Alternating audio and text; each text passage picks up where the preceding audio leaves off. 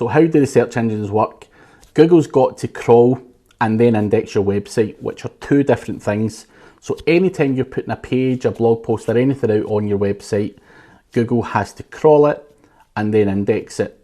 Now a big part of Google will crawl a website on a frequent basis as long as the site structure and everything's okay, but it doesn't always index every single page in your website.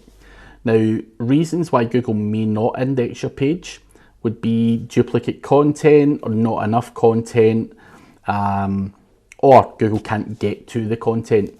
So basically what you have to do, the search engines have got to crawl your website and it will find out where all your pages are. You'll obviously have a sitemap, a nice navigation bar, and some form of internal linking structure, which we'll go on to later in the course.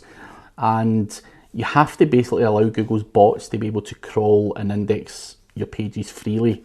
And after that, being crawled is one thing. You have to make sure that your pages get into the index. And as I say, one of the most common things where you're not going to get your pages indexed is by having duplicate content and things like that.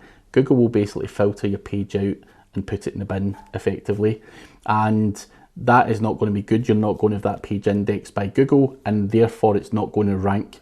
Google will only rank pages that are on its index. So you need to make sure that you understand how Google works by using Google Search Console and understanding how Google crawl your website, how they index your website, how many pages you do have indexed. And if you have pages out there that you have designed to rank well and they're not on the index, then you're going to have to do something to change that. And that may be adding more content to it, or sharing that page in social media, or doing a whole heap of other things to make sure that Google gets to that page and make sure it's stored on its index. And that is how the search engines work.